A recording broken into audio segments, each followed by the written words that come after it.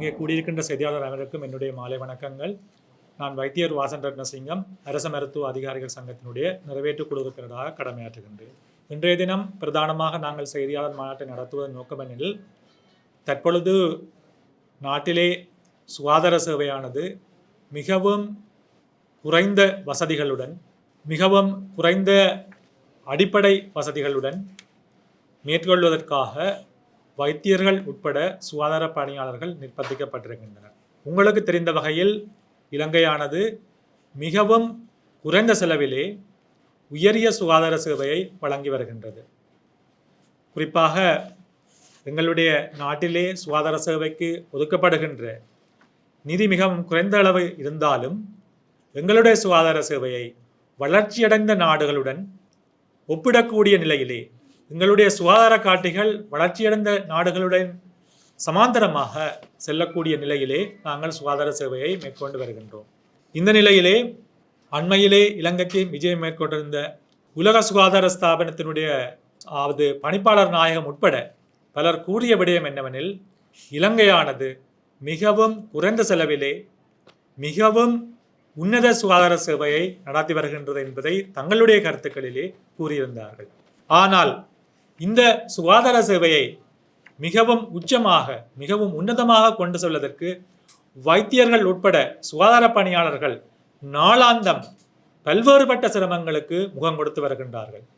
ஆகவே இந்த சுகாதார சேவையை மிகவும் உன்னத நிலையிலே பேணுவதற்கு சுகாதார அமைச்சில் இருக்கின்ற அதிகாரிகள், சுகாதார அமைச்சர், அரசாங்கம் உரிய நடவடிக்கைகளை எடுத்து இந்த சுகாதார சேவைகளை மிகவும் உன்னத நிலையிலே தக்கவைப்பதற்கான நடவடிக்கையை எடுக்க வேண்டும் என்பதை அரசு மருத்துவ அதிகாரிகள் சங்கம் தொடர்ச்சியாக கூறி வந்திருக்கின்றது. இந்த நிலையிலே இந்த மிகவும் குறைந்த அடிப்படை வசதிகளுடன் பல்வேறுபட்ட வைத்தியசாலைகள் காணப்படுகின்றன, பல்வேறுபட்ட சுகாதார நிலையங்கள் நாட்டிலே காணப்படுகின்றன. இருந்த பொழுதிலும் வைத்தியர்கள் இந்த குறைந்த வசதிகளுடன் ஒரு உயர்ந்த சேவையை நாட்டுக்கு அளித்து வருவதை நாங்கள் தொடர்ச்சியாக செய்து வருகின்றோம். இந்த நிலையிலே அண்மையிலே நடைபெற்ற அரச மருத்துவ அதிகாரிகள் சங்கத்தினுடைய மத்திய குழு கூட்டத்திலே தீர்மானத்தின்படி நாங்கள் இந்த சுகாதார நிலையங்கள், சுகாதார சேவை நிலையங்கள், அதே போன்று நாட்டில் இருக்கின்ற வைத்தியசாலைகள், குறிப்பாக நாட்டில் இருக்கின்ற மருந்தகங்கள், அதாவது தூரப்பிரதேச இருக்கின்ற மருந்தகங்கள் பிரதேச வைத்தியசாலைகளில் இருந்து நாட்டிலே உயர்ந்த நிலையில் இருக்கின்ற தேசிய வைத்தியசாலைகளிலே நிலவுகின்ற குறைபாடுகள் சம்பந்தமாக, வைத்தியர்களுக்கு ஏற்படுகின்ற அசௌகரியங்கள் சம்பந்தமாக, வைத்தியர்களுக்கு ஏற்படுகின்ற பிரச்சனைகள் சம்பந்தமாக நாங்கள் பட்டியலிட, அதாவது தகவல்கள் சேகரித்து அவற்றை பட்டியலிட்டு இந்த வைத்தியசாலைகளை குறிப்பிட்ட வர்க்கத்துக்கு உள்ளாக்குவதற்கு தீர்மானித்திருக்கின்றோம்.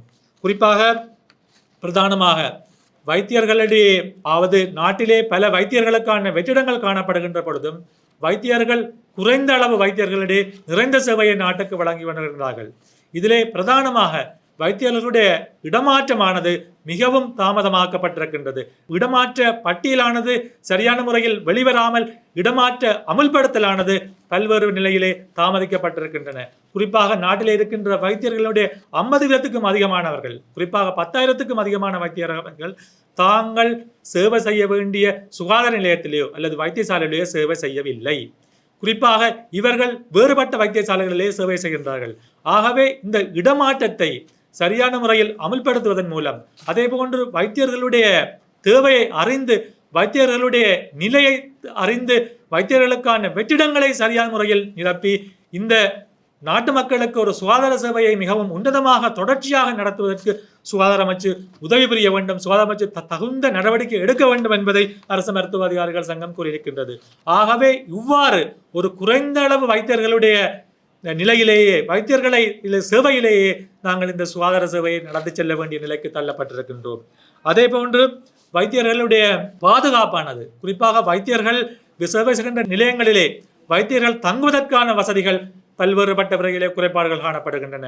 குறிப்பாக வைத்தியர்கள் சேவை செய்கின்ற ஒன்கோல் ரூம், அதாவது வைத்தியர்கள் இந்த ஒன்கோல் சேவையை நடத்தி செல்லும் பொழுது தரித்து நிற்கின்ற அறைகளிலே பல்வேறுபட்ட குறைபாடுகள் காணப்படுகின்றன. குறிப்பாக அங்கே நீர் சரியான முறையில் வருவதில்லை, அதே போன்று தொலைபேசியினுடைய சிக்னல்கள் சரியான முறையில் கிடைப்பதில்லை. இவ்வாறு பல்வேறுபட்ட சிரமங்களுக்கு மத்தியிலேயே வைத்தியர்கள் தங்களுடைய சேவையை செய்ய வேண்டிய நிலையிலே காணப்படுகின்றனர். அதே போன்று வைத்தியர்கள் தங்கியிருந்து சேவை செய்வதற்கு, அதாவது வைத்தியர்களுக்கான குவார்ட்டர்ஸ் இல்லாத நிலை காணப்படுகின்றன. பல்வேறு வைத்தியசாலைகளிலே குவார்ட்டர்ஸ் இல்லாத நிலை காணப்படுகின்றன. அதே போன்று சில வைத்தியசாலைகளில் இந்த குவார்ட்டர்ஸ் வசதிகள், அதாவது இருந்த பொழுதிலும் பல்வேறுபட்ட வசதி குறைபாடுகள் காணப்படுகின்றன. குறிப்பாக வைத்தியர்களுக்கு இருந்து சேவை செய்ய வேண்டிய, அதாவது வசதிகள், அடிப்படை வசதிகள் இல்லாத நிலையிலேயே அவர்கள் சேவை செய்யக்கூடிய நிலையில் காணப்படுகின்றது. அதே போன்று நாட்டிலே பல்வேறுபட்ட மருந்து தட்டுப்பாடு நிலவி வருகின்றது. குறிப்பாக அதாவது பிரதேச வைத்தியசாலைகளிலிருந்து பெரிய வைத்தியசாலைகள் வரை மருந்து தட்டுப்பாடுகள் நிலவி வருகின்றன. அதே போன்று மருந்து தட்டுப்பாடுகள் மட்டுமன்றி ஆய்வுக்கூடத்திலே பயன்படுத்தப்படுகின்ற மருந்து காட்டிகளுடைய தட்டுப்பாடுகள், அதே போன்று வைத்தியர்களுக்கு பயன்படுத்தப்படுகின்ற உபகரணங்களிடையே பாரிய பிரச்சனைகள் காணப்படுகின்றன. ஆகவே இவ்வாறான பிரச்சனைகளை முகம் கொடுத்து கொண்டே வைத்தியர்கள் தொடர்ச்சியாக தங்களுடைய சேவையை செய்ய வேண்டிய நிலைக்கு தள்ளப்பட்டிருக்கின்றனர்.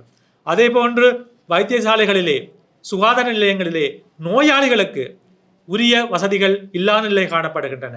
வைத்தியசாலைகளிலே நோயாளிகளுக்கான உரிய மலசலகூட கழிவுகள், மலசலகூட வசதிகள், அதே போன்று வைத்தியசாலைகளிலே கழிவுகளை போடுவதற்கான வசதிகள், நோயாளர்கள் அமர்ந்து நீண்ட நேரம் காத்திருந்து தங்களுக்கான சிகிச்சையை பெற்றதற்கான வசதிகள், இவையாவும் அற்ற நிலையிலேயே நோயாளிகள் அங்கே சிகிச்சைகளை பெற வேண்டிய நிலைக்கு தள்ளப்பட்டிருக்கின்றனர்.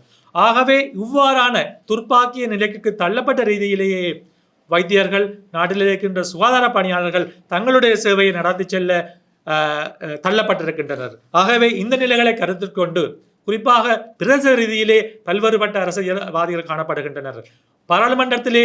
பாராளுமன்ற உறுப்பினர்கள் காணப்படுகின்றனர். குறிப்பாக வைத்தியர்கள் பலர் பாராளுமன்றத்திலே அங்கத்துவம் வகிக்கின்றார்கள். அவர்கள் வைத்தியர்களுடைய பிரச்சனைகள் சம்பந்தமாக, நோயாளிகளுடைய பிரச்சனைகள் சம்பந்தமாக கருத்திலே கொள்ள வேண்டும். அதே போன்று எங்களுக்கு இருக்கின்ற சுகாதார அமைச்சர் ஒரு வைத்தியராக இருக்கின்றார். அவர் பல்வேறுபட்ட விடயங்களை விளங்கிக் கொள்ளக்கூடிய நிலையிலே இருப்பார். ஆனால் இருந்த பொழுதிலுமே நாட்டிலே இருக்கின்ற பிரச்சனைகள், சுகாதார சேவையை கொண்டு செல்வதற்கான பிரச்சனைகள் பல்வேறுபட்ட நிலையில் நோயாளிகள் முகம் கொடுத்து வருகின்றனர், சுகாதார பணியாளர்கள் முகம் கொடுத்து வருகின்றனர், வைத்தியர்கள் முகம் கொடுத்து வருகின்றனர். இத்தகைய நிலையில் பல்வேறுபட்ட பிரச்சனைகள், அதாவது குறிப்பாக பாதுகாப்பு சம்பந்தமான பிரச்சனைகளுக்கு வைத்தியர்கள் முகம் கொடுத்து வருகின்றனர்.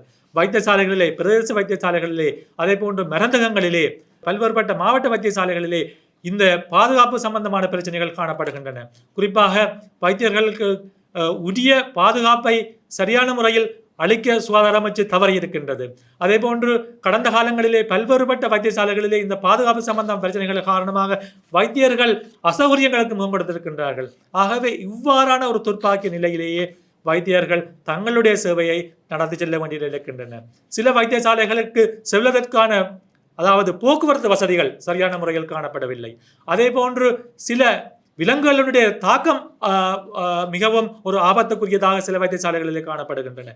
இவ்வாறான நிலைக்கு முகம் கொடுத்து வைத்தியர்கள் தங்களுடைய சேவையை நாட்டு மக்கள் ஒரு நல்ல நிலையில் இருக்க வேண்டும் என்ற ரீதியிலே, நாட்டு மக்களுக்கு உயரிய சுகாதார சேவையை அளிக்க வேண்டும் என்ற ரீதியிலே செயற்படுத்தி வந்திருக்கின்றார்கள். ஆகவே இன்னமும் நாங்கள் இந்த விடயங்கள் சம்பந்தமாக பொறுத்து கொண்டிருக்க முடியாது. குறிப்பாக வைத்தியர்களுக்கு கிடைக்க வேண்டிய வேதனை சம்பந்தமான விடயங்கள், அதே போன்று வைத்தியர்களுக்கு கிடைக்க வேண்டிய அவர்களுடைய சலுகைகள் சம்பந்தமாக நாங்கள் பாரிய அளவில் நாங்கள் குரல் எழுப்பவில்லை. இருந்த பொழுதிலும் வைத்தியர்களுக்கு கிடைக்க வேண்டிய அடிப்படை வசதிகள் செய்து கொடுக்கப்பட வேண்டும் என்று நாங்கள் சுகாதார அதிகாரிகளை, அதாவது சுகாதார அமைச்சர் அதிகாரிகளை, சுகாதார அமைச்சரை நாங்கள் கேட்டுக்கொள்கின்றோம். ஆகவே இந்த விடயங்கள் சம்பந்தமாக சுகாதார அமைச்சர் கருத்தில் கொண்டு இந்த பிரச்சனைகளை தீர்க்க வேண்டும். ஆகவே அரசு மருத்துவ அதிகாரிகள் என்ற சங்கம் என்ற ரீதியிலே, ஒரு பொறுப்புள்ள தொழிற்சங்கம் என்ற ரீதியிலே நாங்கள் எங்களுடைய கிளை சங்கங்களினூடாக இந்த விடயங்கள் சம்பந்தமாக நாங்கள் சரியான தகவல்களை திரட்டி வருகின்றோம். ஆகவே இந்த தகவல்களை திரட்டி நாங்கள் சில வைத்தியசாலைகளை குறிப்பிட்ட வர்க்கப்படுத்தி நாங்கள் சில வைத்தியசாலைகளிலே இன்னமும் நாங்கள் எங்களுடைய சேவை செய்ய முடியாது என்ற நிலையை அறிய வேண்டிய சூழ்நிலைக்கு தள்ளப்பட்டிருக்கின்றோம். ஆகவே இந்த விடயங்களை கருத்தில் கொண்டு இனிவரும் காலங்களில் சுகாதார அமைச்சு சரியான நடவடிக்கைகளை எடுக்க வேண்டும் என்றதை நாங்கள் கூறிக்கொள்கின்றோம். இருந்த பொழுதிலும் வருகின்ற மத்திய குழு கூட்டம் 29ஆம் தேதி நாங்கள் இந்த வைத்திய குழு நடத்துவதற்கு திட்டமிட்டிருக்கின்றோம்.